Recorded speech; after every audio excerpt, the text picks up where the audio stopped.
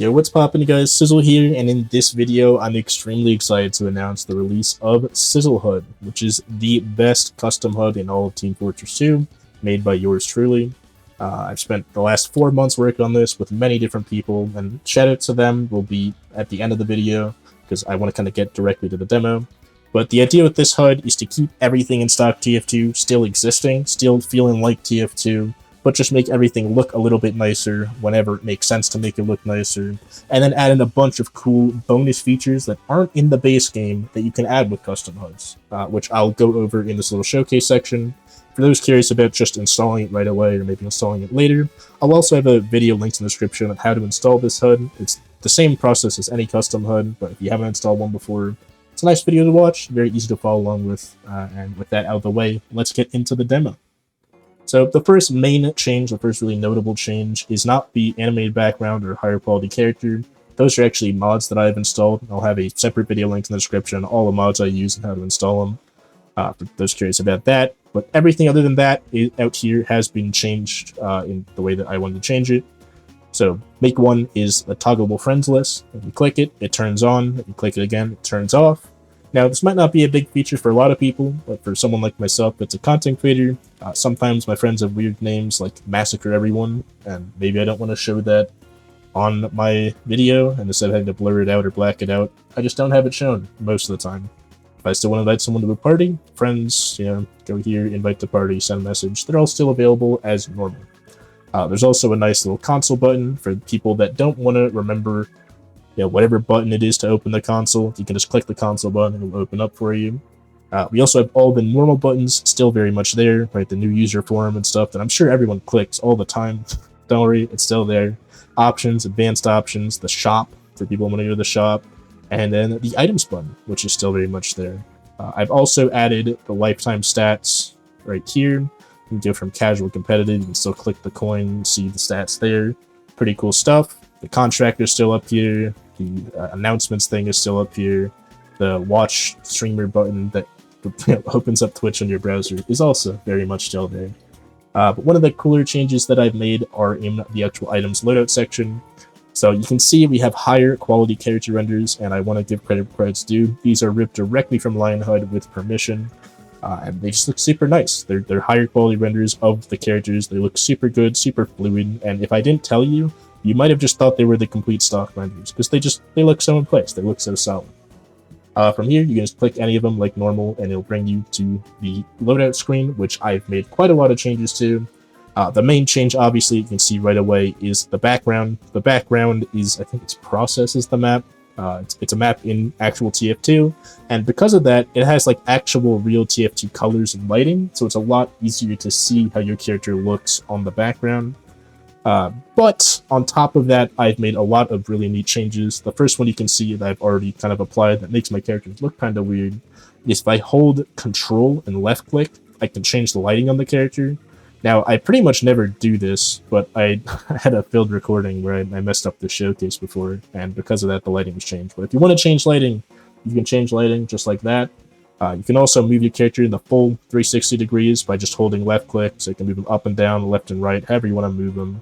You can also hold right click to zoom them in and out, which can be super useful. Let's say I want to make them a bit smaller, move them like this. And you can see, like, this is me looking at my teammate on a real map, which is pretty cool.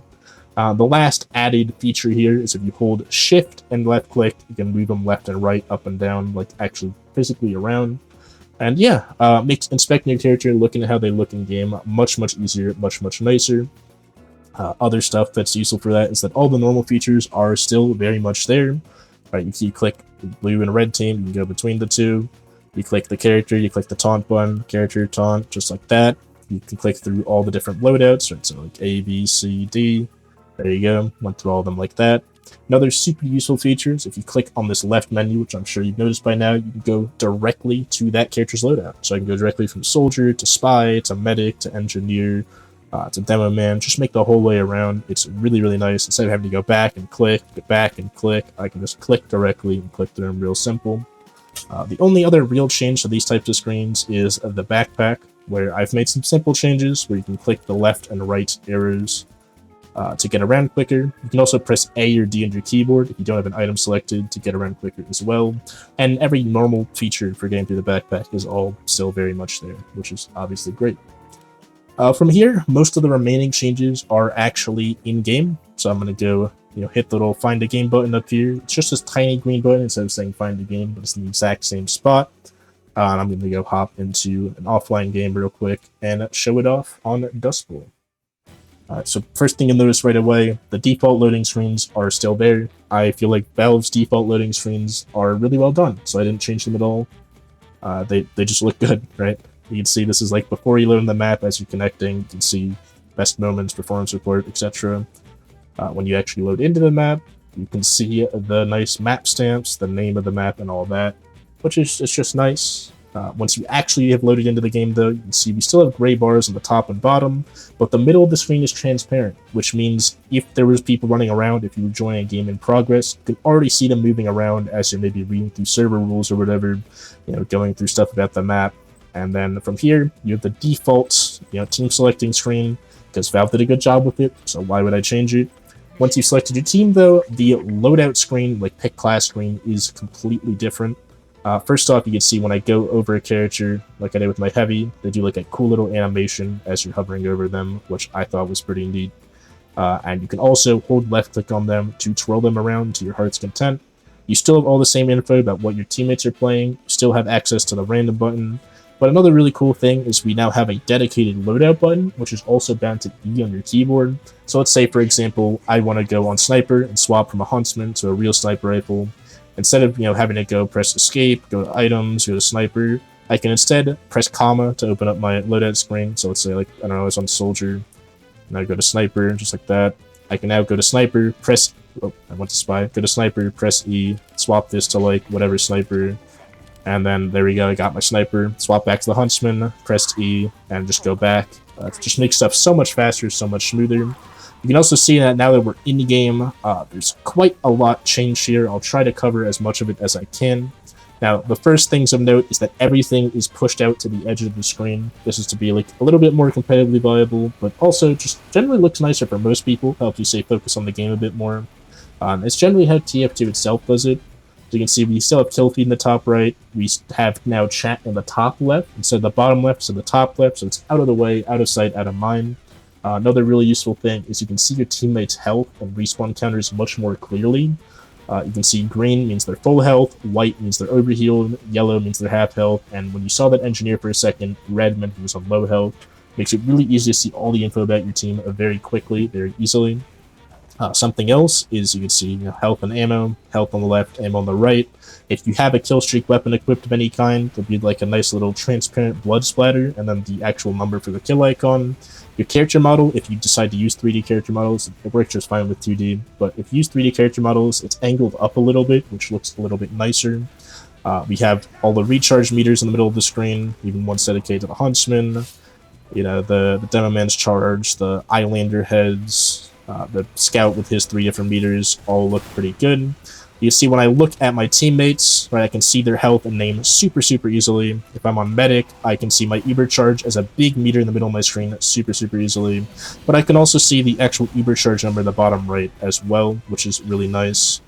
Another really neat thing that I changed is when you hold tab, you can see it's split. The menu is split out through the middle, which you might think is really weird at first, but the idea with it is basically while I'm holding tab, I'm still aware, right? I can still see that sentry dispenser clearly, whereas normally it's kind of like this, where it's like I can kind of see it, but I have to really think about it. By having it out on the sides, I can still see that sentry, engineer, and everything really clearly.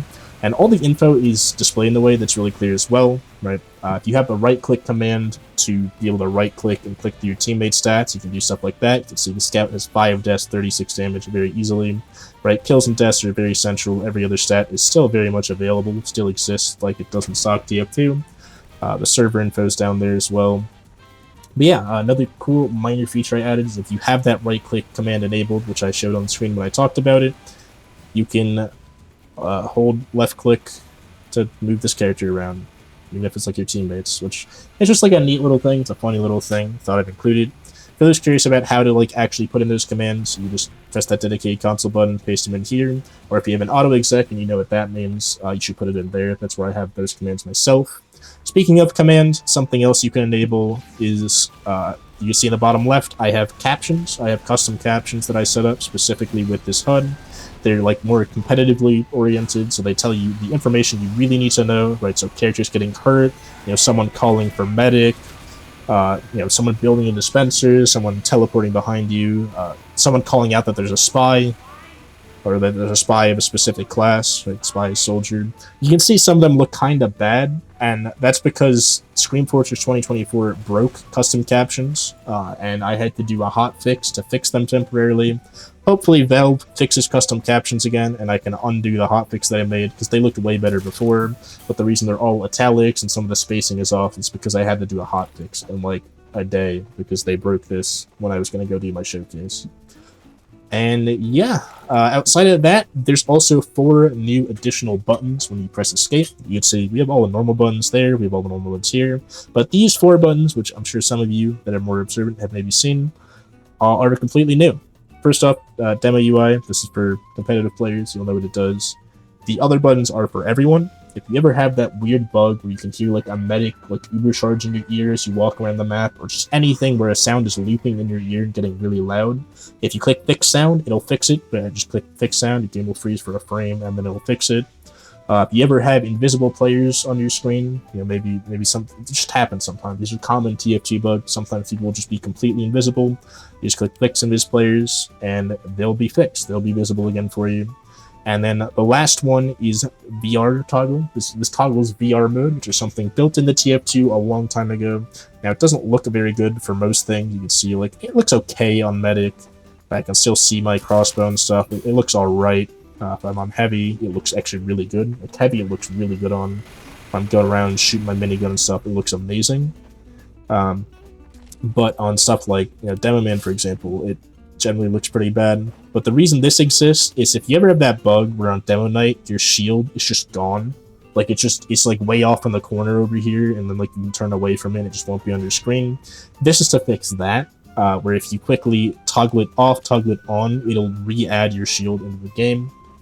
And yeah, all the other info is still there, still just very nicely displayed, right? The timer's up top, the objective info's in the middle, your medics like uber charge and stuff, you can see is like a nice little U instead of a big uber charge, makes it smaller, easier to read, doesn't get cut off all weird way.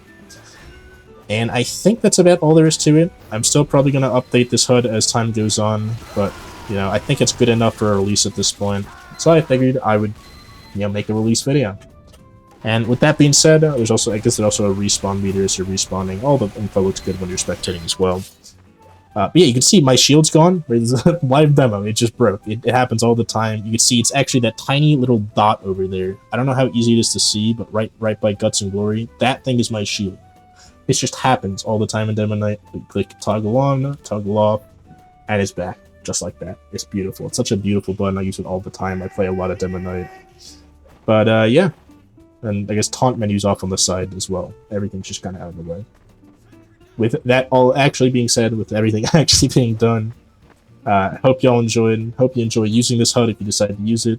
Let me know in the comments any thoughts, any comments, any concerns you have about it.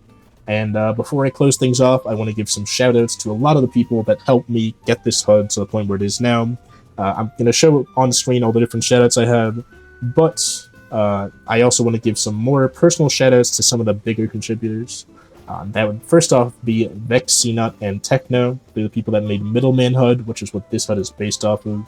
Like, I think about, 70% of the stuff that I said I added or changed or whatever was in Middleman HUD. Right? It was a very good base to work with, but it had a lot of stuff that I didn't really like about it. And that's where Techno helped even further beyond that. I'd say about 30% of the changes that I made on top of Middleman HUD were done by Techno. So shout out to that guy for helping do that. And he also helped me, even the 70% that I did, he was a really, really big help in getting a lot of it working and kind of directing me to the right places so that I could learn what to do and how to change things. And then the other vocal shout I want to give is to Joffrey Problem. He just helped me set everything up. For the high quality characters here, And similar to Techno, I kept asking him a lot of questions as I was changing stuff, and he answered a lot of them at like 3 in the morning, which was super nice, super useful, and helped everything kind of get along as it did. And yeah, with that being said, see you on the next one. Have a great rest of your day, and goodbye.